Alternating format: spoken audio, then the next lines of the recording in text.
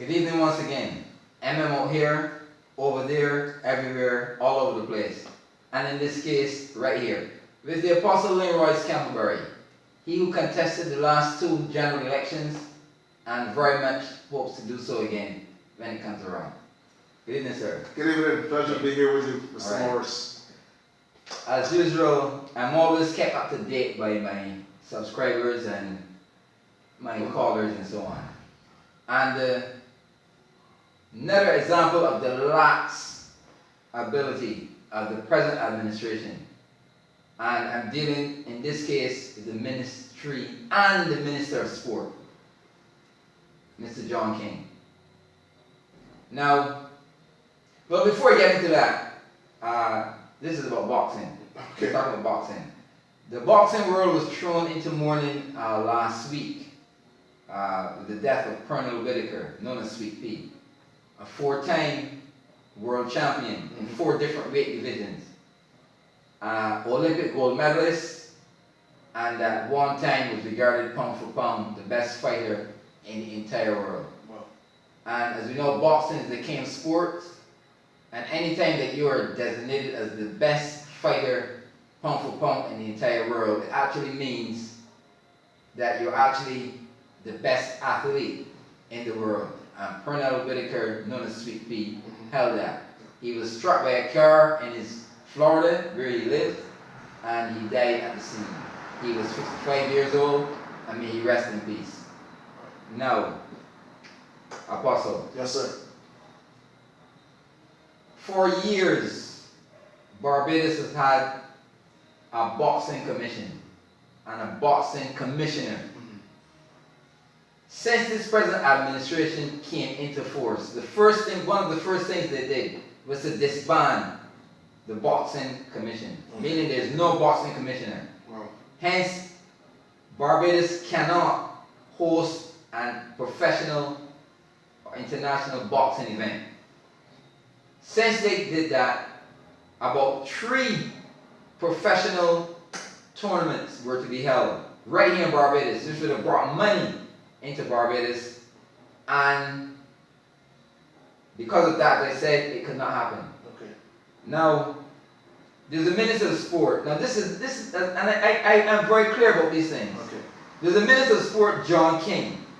I know he went to law school and all of that, collection singer and all of that. John King is an idiot when it comes to sports. He has no idea what he's doing. The heavyweight champion of the world, Eugene Wilder, came down here this year, you know. Okay. Wow, that's interesting. Nobody knew. He should have been met at the airport by the Minister of Sport. The heavyweight champion of the world is regarded as Superman.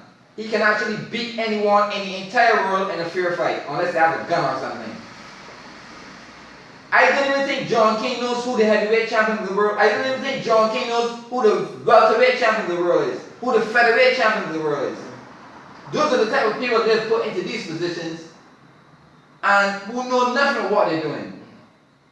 I'm adding him to my list of idiots. So we have 2 idiots in the Minister of Transport, and we have 1 idiot in the Minister of Sport. Now, when our city was alive, this could never happen. Right. But the thing is that one of the first things that they did when they came into power was to disband the boxing board. Wow. What's your take on that? Well, my take is very simple. Sports does not pay in Barbados. It has not been paying in Barbados for years, unlike other countries that put a whole lot of money into sports. There are other Caribbean islands, by the way, who their government pays a lot of attention to their sporting program. That's one of the things that we have not seen here. We had it in the earlier days with football. We had it in the earlier days, and I think I mentioned on one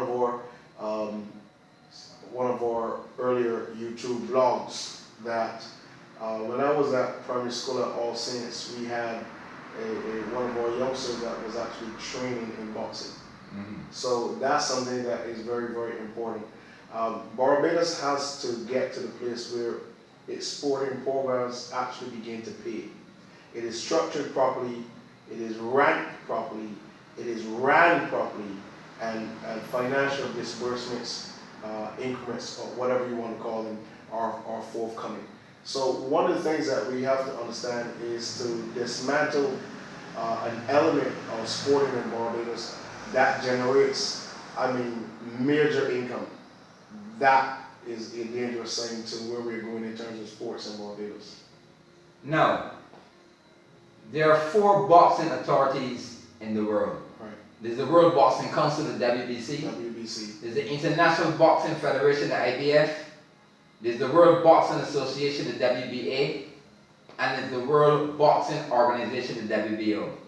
Now, the most prestigious and most recognized of these is the WBC, the World Boxing Council. All the others are hybrid of the WBC, but they're still very world champion material and recognized worldwide. Yeah. Barbados is recognized by the WBC. In fact, if you look on their title belts, you will see the Barbados emblem along with all the others. Right? That shows you that Barbados is recognized as a boxing force. So why we're not demonstrating our connection to them through boxing sporting events in Barbados? And I've seen that they've actually had this kind of the UFC type style of boxing going on at the gymnasium. I've seen them advertise that, and I'm wondering why. No, but which, in my opinion, is nonsense. I think that's rubbish. I'm talking about Queensberry rules. Right. With the gloves. Yeah. Queensberry rules, 16-ounce gloves. When they appoint a boxing commissioner, for instance, we have several knowledgeable people here who know about boxing. Right. One of the ace boxing promoters in the Caribbean is a man called Mr. Sam Lane, right here in Barbados, who has been honored by the World Boxing Council on more than one occasion. So we actually have someone here who's honored. Yes, but the international organization. Yes, but he's been to several conferences. And there's nothing being done. Nothing being done. In fact, that's critical. Mr. Sam Lane is being ignored. Sam Lane should actually be boxing commissioner of Barbados. Wow. And even when if they do appoint someone, they're going to appoint someone who knows nothing about boxing. So it still won't get anywhere. I was going to speak about this for a long time, but it's almost 2 years now, and they've done that. Okay. and that's the result. Yeah, well, I know for the years, and talking with you and interacting with you, I know you're very passionate about boxing. Well, of course. It's one of those sports that is very dear to your heart. Yes, very, very dear. And I think sometime back you had even organized something here in St. Peter. Yes, by the Alexander School. That's correct. An event called Last Man Standing. Right. Which was not able to come off because of the same situation. You see, the reason is it's a professional event. Right. And the boxing authorities in the island, which would be the commission and the commissioner, they have to choose the referees, right, the doctors, and the referees, the doctors, and that sort of thing. Right. We can't do that. We can't be part of that. Right. Because it's a professional event. And the judges, right, the referees, and the doctors, timekeepers, or so on, are chosen by the authorities, which will be the boxing commission. Correct. Now, and it has to be sanctioned because it's a dangerous sport. Right. If somebody dies, who's responsible? Right. So that's why that never came off. And subsequently, that's why 2 more never came off. Right. And that's the reason why the heavyweight champion of the world went down here and it was unknown. You can imagine that, the heavyweight champion of the world, right here, of the world, right here, Barbados. and it wasn't even announced. Yeah. It wasn't even in the media. That shows you. Wow. That shows you how lax the Minister of Sport is and the Minister of Sport. The Minister of Sport is an idiot. He has no idea what he's doing. Walking around in a suit all day and taking pictures. That's not doing work. This is doing work. These guys have been put into places and the square pegs in round holes. You've been put into places that you don't know what you're doing.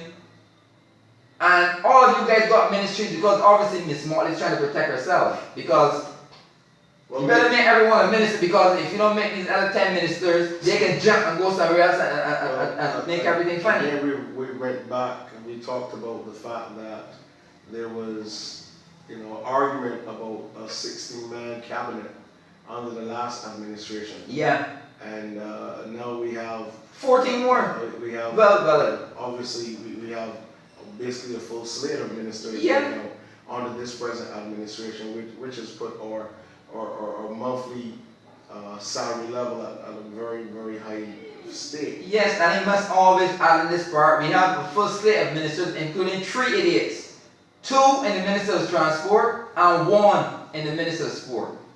Go ahead. And again, as I said on our last session, when we talk about leadership, we also have to talk about the approach to leadership. Leadership can either lead you to victory or it will lead you to defeat. And whenever there's a defeat, people point at the leader. Whenever there's victory, they point at the leader. Sometimes you can have, as in relation to David and Saul, 2 gentlemen on the same team, but one obviously has slain his thousands, the other has slain his 10,000s. So we have a situation like that. But I think one of the things that Barbadians must begin to understand right now, and there's a song that the Mighty Gabby sang years ago, One Day Coming Soon. I think that was People will wake up. People wake up. I think they're waking up a little too slowly though. But yeah. I hope that the words of that song will actually come to pass at some point. But another thing, you see all these guys in what they call blocks? Where do you think people like Joe Frazier came from, Thomas Hearns, Sonny Liston?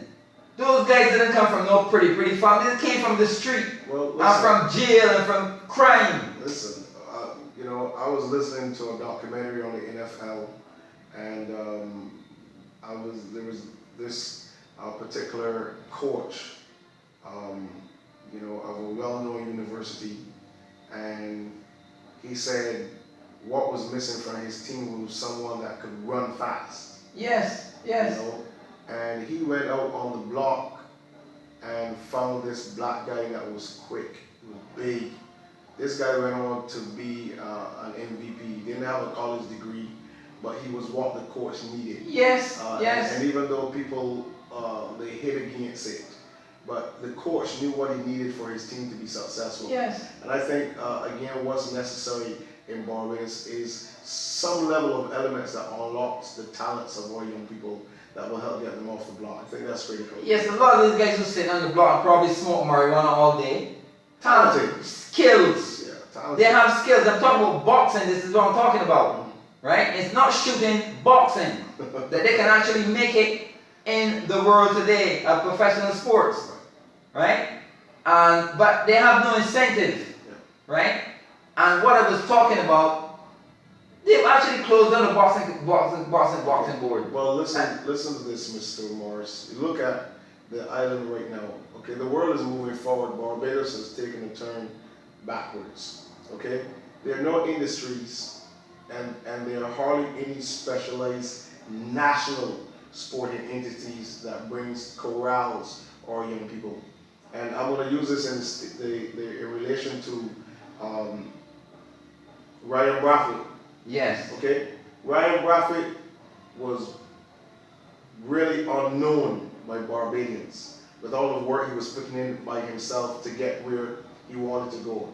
It's only after he won that race, that world championship, that he was suddenly recognized. See, in Barbados, they wait until you do well on your own, then to laud you, and that should never be.